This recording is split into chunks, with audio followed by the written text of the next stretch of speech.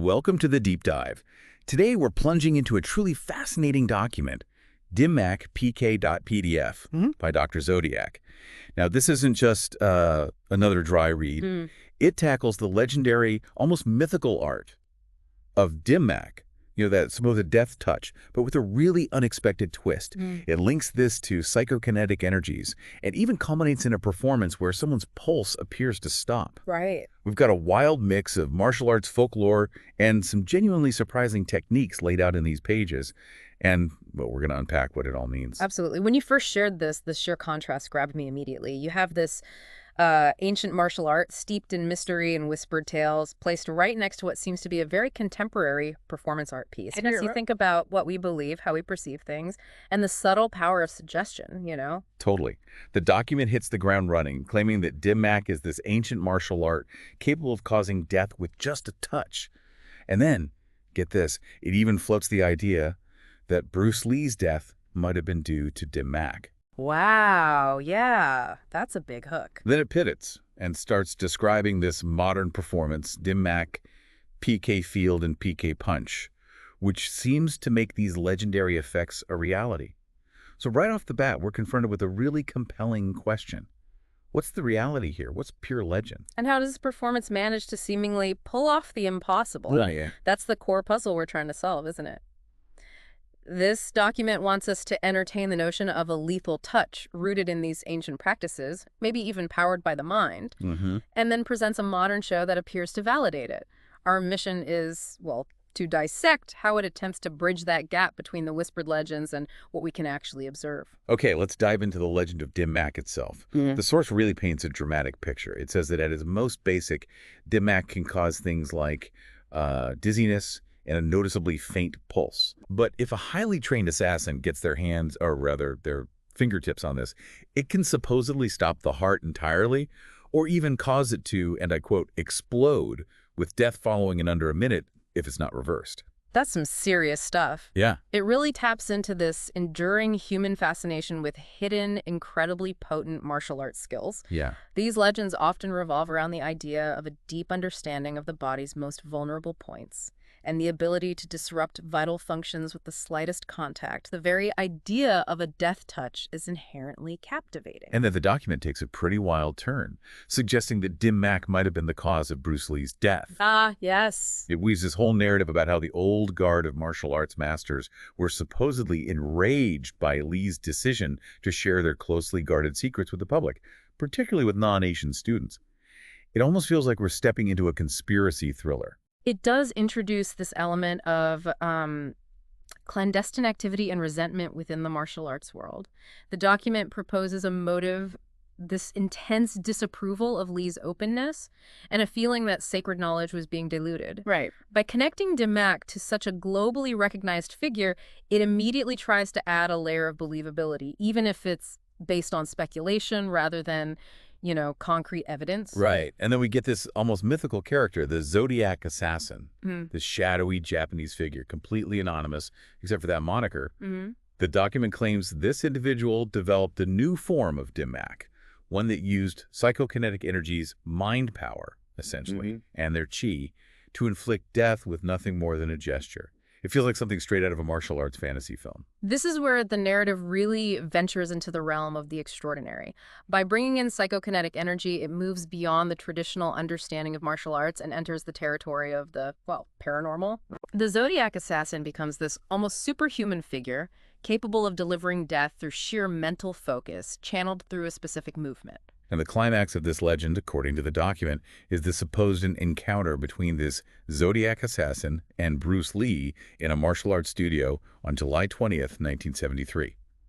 Apparently, there wasn't any actual physical contact, just this swift pecking of crane gesture directed at Lee's forehead. Just a gesture. Just a gesture. And then, incredibly, the document claims Lee died a mere half-hour later. It mentions the official cause of death, a brain aneurysm due to cerebral edema, but then pointedly asks why a seemingly healthy and incredibly fit martial artist would die so young, leaving the listener, that's you, to interpret the real cause. It's quite a tale. It's a very compelling story, carefully constructed to create doubt around the official explanation and suggest a hidden, more mysterious truth behind a tragic and, to many, still somewhat inexplicable event. By placing the medical explanation alongside this dramatic, legendary encounter, the author invites us to consider an alternative, something far more esoteric. However, it's vital to remember that this account is built on speculation and folklore, not on documented facts. Okay, so that's the legend as laid out in the document. Now let's shift gears and look at the described performance. Dim Mak, PK Field and PK Punch. This sounds like quite a spectacle. It kicks off with a lecture focusing on the connection between the mind and body and this idea of psychokinetic energy. This lecture is a really important foundation for the entire performance. By talking about the potential power of the mind and its ability to influence the physical body, the performer is essentially setting the stage for the seemingly impossible feats that are about to follow. Setting expectations. Exactly. It creates a framework of belief in the audience's minds, suggesting that what they're about to see isn't just clever trickery, but a demonstration of genuine, albeit perhaps little understood, principles. Then, the performer does something quite interesting. They bring an audience member up on stage, someone with medical training, to verify this first demonstration.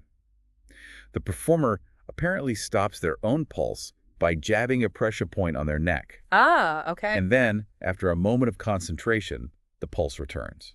This initial demonstration serves several key purposes. First, it establishes the performer's apparent control over their own vital signs. Second, by involving a medical professional from the audience, it adds a veneer of scientific credibility to the demonstration. Right, the verification. Yeah, the audience member's verification helps to reinforce the perception that something genuinely unusual is happening, something beyond simple parlor tricks. Now here's where it gets really intriguing. The performer then attempts to stop the pulse of a healthy audience member using this combination of PK and Dim Mak, the death touch. The spectator apparently reports feeling numbness and their pulse stops. Stops completely. Apparently. The document even describes the spectator as being in a state of near death, requiring revival within just 45 seconds. That's incredibly dramatic language. It is. This is undoubtedly the centerpiece of the performance, the moment where the legendary death touch is seemingly brought to life. The use of such strong language like near death significantly amplifies the drama and the perceived impact of the demonstration on the audience. The tight 45-second time frame adds a crucial element of urgency and even danger, further intensifying the audience's perception of the event as something genuinely powerful and potentially risky. And it doesn't stop there. After the spectator is revived, the performer asks if they had any kind of experience, specifically if they saw deceased loved ones in a place called Summerland. Summerland. Yeah. Then, incredibly, the performer seems to make the initials of a loved one appear almost burned on the spectator's arm, and then goes on to reveal the full name. It's this really unique blend of martial arts mystique, a brush with a near-death experience, and classic mentalism. Exactly. The introduction of this Summerland concept adds a spiritual or almost mystical dimension to the performance, directly connecting it back to the legends and adding a very personal and emotional layer for the spectator. Right. The subsequent name revelation, as we'll explore in more detail, is a hallmark of mentalism, designed to create a powerful sense of personal connection and the seemingly impossible. So let's get down to brass tacks. How is this pulse stopping actually achieved? The document does briefly mention the history of yogis and fakirs who seem to be able to stop their pulses, and it notes the basic method of simply blocking the arm artery. That's a well-established physiological method. By applying sufficient pressure to the main artery in the arm, usually in the armpit area, sometimes aided by an object, it's indeed possible to temporarily restrict or completely occlude blood flow to the lower arm and wrist. This physical manipulation would, of course, make the pulse undetectable at the wrist. But then the document highlights Luc Germain's psychological method of pulse stopping, and it claims a 100% success rate with it. That sounds fascinating. Germain's approach really emphasizes the subtle but powerful influence of suggestion and psychological manipulation. Instead of physically altering the pulse itself, it focuses on influencing the pulse taker's perception of whether or not they can feel it. The perception. Yes. The document suggests that the brilliance of Germain's method lies in its apparent simplicity and the way it subtly guides the observer's experience. And our author, Dr. Zodiac, says that while intrigued, they were looking for a surefire method, something that would work on virtually anyone. This quest leads them to describe their own basic methodology. This seems like the real key to understanding the performance. Yes, the basic methodology outlines the core techniques that are used to create the illusion of a stopped pulse by carefully manipulating what the person taking the pulse perceives. It's important to understand that this doesn't necessarily involve actually halting the flow of blood or stopping the heart in any significant or dangerous way. Okay, so the first part of this basic methodology involves having the person whose pulse is being taken start with their forearm muscles tensed and their fists clenched, and then having them gradually loosen up. Right. Apparently, this very minor physical shift can be enough to make the pulse feel like it's gone. That's a surprisingly effective and subtle technique. When the forearm muscles are tense, they can slightly change the position and the amount of pressure on the underlying artery. As those muscles relax, the artery's position can shift ever so slightly, Just enough. making it just a little bit harder for the person taking the pulse to maintain consistent contact and feel the rhythmic beat. The second part is simply instructing the person taking the pulse to feel for it higher up the forearm, where the pulse is naturally going to be weaker anyway. That makes perfect sense from a practical standpoint. Absolutely. As you move further away from the heart and closer to where the main artery branches into smaller vessels, the intensity of the pulse naturally diminishes. This inherent weakness makes it much easier for the pulse to become temporarily undetectable due to even minor shifts in pressure or the position of the fingers taking the pulse. Then there's the introduction of physical tapping on the arm and sharp verbal cues like SOP. This feels like a classic misdirection or distraction technique. Precisely. The sudden tap and the sharp, unexpected verbal command serve to momentarily startle the person taking the pulse and disrupt their concentration. Break the focus. Yeah. This brief moment of distraction can easily coincide with the subtle shift in the artery's position that we just discussed, leading them to believe that the pulse has suddenly ceased. And finally, the document mentions this pseudo-hypnotic suggestion, telling the person to imagine their body drifting off and feeling incredibly heavy, which supposedly causes the pulse in their arm to shift or become less perceptible. This cleverly combines the power of suggestion with the physical factors already at play. By guiding the spectator to consciously relax and imagine a feeling of heaviness, it can indeed influence their overall muscle tension and even their conscious awareness of subtle bodily sensations, potentially contributing to the perceived change or disappearance of the pulse. The document then delves into these detailed subtleties, which seem to be all about layering these small effects to make the illusion even more convincing. Subtlety is just a more nuanced way of doing that initial tensing and releasing of the fist, again to create that minute shift in the arm. It reinforces the idea that even seemingly insignificant and natural movements can contribute to the overall illusion. The gradual release of tension avoids drawing undue attention while still creating that subtle but crucial change in the arm's physical dynamics. Subtlety, too, is a rather clever psychological trick. Having a right-handed person take the pulse using their left hand, as they're naturally less adept and more likely to inadvertently relieve pressure. Exactly. It cleverly leverages the fact that a person's non-dominant hand typically has less fine motor control and may not be as accustomed to maintaining the delicate and consistent pressure required to accurately feel a pulse. Makes sense. This makes it much more likely for the pulse taker to unintentionally lose contact or vary their pressure, leading to the sensation that the pulse has stopped. Subtlety 3 is just a reminder to take the pulse higher up the arm where it's already weaker, reinforcing that initial advantage. Correct, just emphasizing that initial strategic choice of where to take the pulse to increase the likelihood of it becoming momentarily undetectable. Subtlety 4 involves having the person taking the pulse actually mime the rate of the pulse with their dominant hand. Apparently, this can subconsciously cause movement in the arm they're using to feel the pulse. This serves as both a subtle distraction and also introduces a kinetic element. The act of miming the pulse rate with one hand can indeed create very slight, often unconscious, movements in the other arm, further contributing to the potential loss of the pulse sensation. The document even notes that this might be a technique that goes back to the mentalist Tony Andrucci. Interesting connection. Subtlety V involves telling the person to go completely limp and relaxed, as suggestions of numbness and the heart slowing down, even stopping, are given verbally, and at the same time the performer grabs their arm. This is a powerful combination of verbal suggestion and a tactile action. The suggestions of numbness and a slowing heart prepare the spectator psychologically for the idea of the pulse stopping.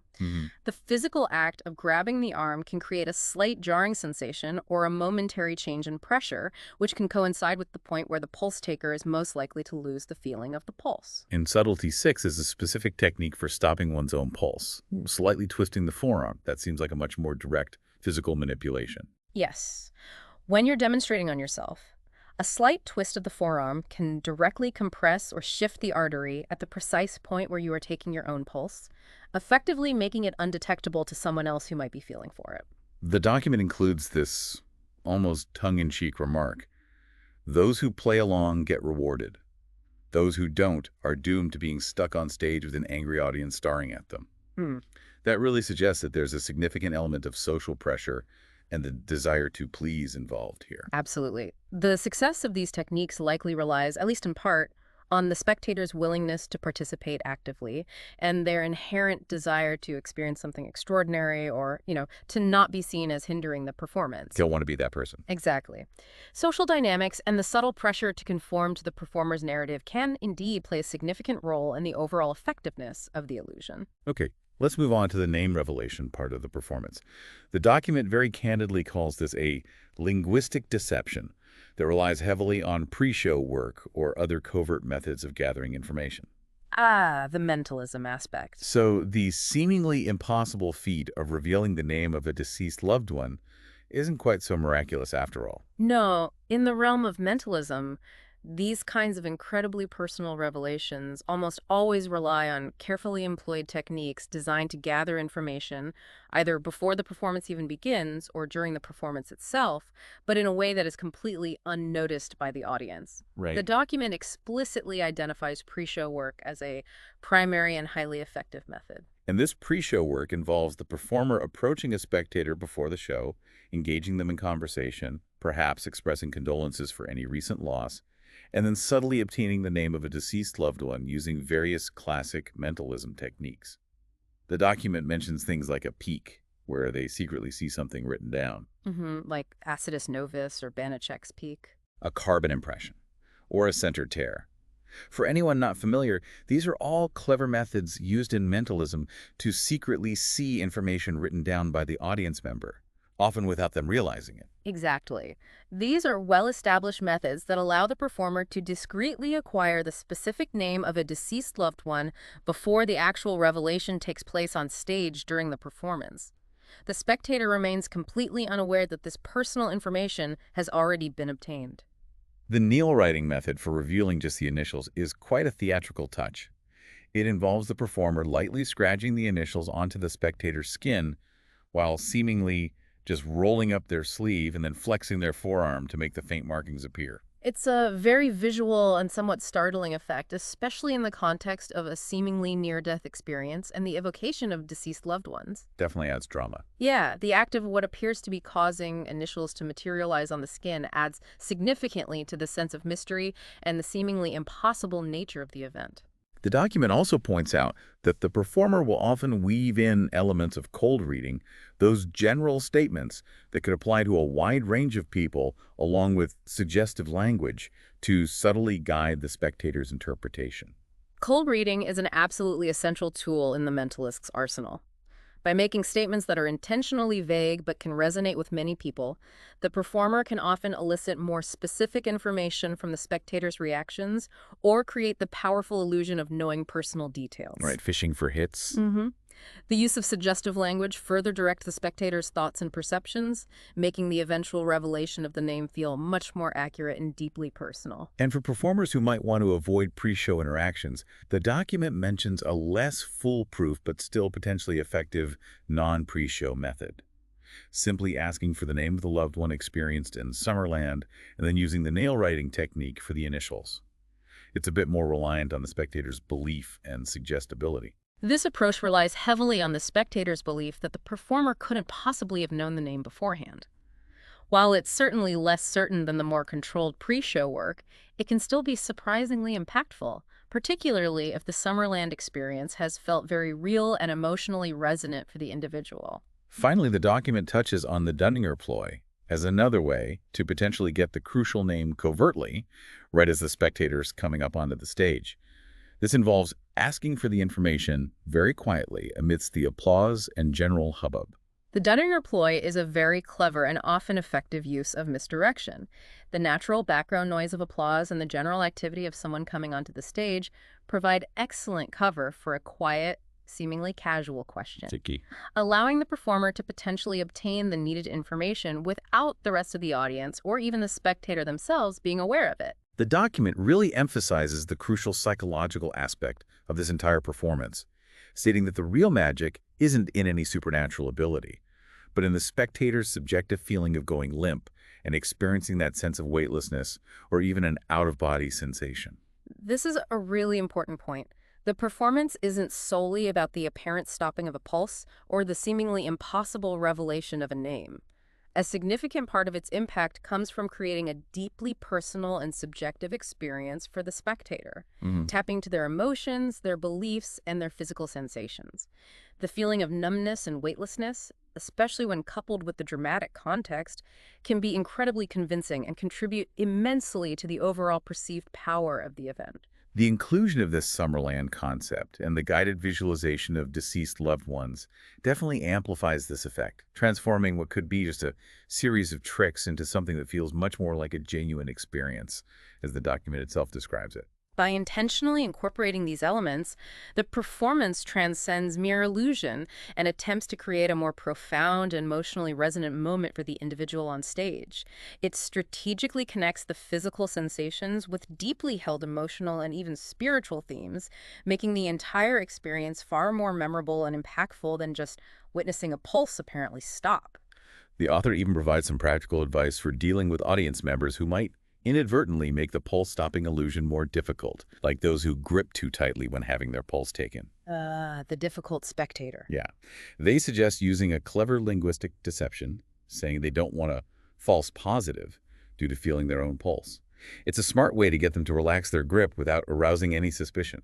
It's a very practical and insightful tip that demonstrates a real understanding of the potential challenges in performing this kind of illusion and how to address them smoothly and convincingly within the context of the performance. It allows the performer to maintain the integrity of the illusion without making the spectator feel like they're doing something wrong. It's really interesting to see who Dr. Zodiac specifically credits as influences in developing these techniques. Figures like Patrick Cuffs, Lou Germain, Banachek, and Andrew Gerard, all well-known names in the world of mentalism and bizarre magic. Right, the big names. And acknowledging their specific work on pulse stopping and other mentalism effects. The document even mentions specific routines and books by these individuals. This crediting is significant because it provides valuable context and openly acknowledges the established lineage of ideas, techniques, and innovations within the closely guarded fields of mentalism and bizarre magic. Yeah, it gives credit where it's due. It clearly shows that while the Dim Mak routine as a complete performance piece is claimed as an independent creation, it certainly draws upon a rich body of existing knowledge and the groundbreaking work of these acknowledged masters of illusion. The author concludes by listing 4 very general methods of seemingly stopping a pulse, ending with the rather darkly humorous option of kill your spectator. Okay. It seems like Dr. Zodiac has a pretty comprehensive understanding of the various approaches, both the legitimate physiological ones and the more theatrical illusions. That final point, while delivered with a touch of dark humor, really underscores the crucial distinction between actual physical cessation of a pulse and the artful creation of that illusion through a variety of manipulative techniques. It highlights the fundamentally theatrical and deceptive nature of the performance we've been discussing. So, to wrap up this deep dive, Yeah. we've taken a fascinating journey through the almost mythical legend of Dim Mak, this ancient martial art with its deadly potential, even touching on the enduring mysteries surrounding Bruce Lee's death. Then we delved into the intricate details of the Dim Mak PK field and PK punch performance, carefully dissecting the likely techniques used to create the convincing illusion of a stopped pulse and the seemingly impossible revelation of a deceased loved one's name. It turns out, as we suspected, that the secrets lie not in mystical death touches or psychokinetic powers, but in a clever and compelling combination of psychological manipulation, subtle physical actions, and well-established mentalism techniques. Precisely. This document ultimately reveals a truly fascinating interplay between the power of belief, the suggestibility of the human mind, and the skillful application of carefully crafted illusions. The magic of Dim Mak, as presented in this context, appears to reside not in any supernatural ability, but rather in the performer's deep understanding of and masterful ability to manipulate human perception and expectation. Considering this intricate blend of belief, suggestion, and subtle physical manipulation that we've uncovered in Dr. Zodiac's document, it really prompts you to think deeply about the sheer power of perception and the often unquestioned stories we tell ourselves about the very limits of the human body and mind. Yeah. Is the magic truly in some mysterious touch? Or is it, perhaps more powerfully, in what we are led to believe is possible? This exploration might just inspire you to further investigate the fascinating psychology of belief, the rich and often surprising history of stage magic and mentalism, or even to delve a little deeper into the enduring and captivating legends that continue to surround the enigmatic art of Dim Mak. Thanks for taking this deep dive with us.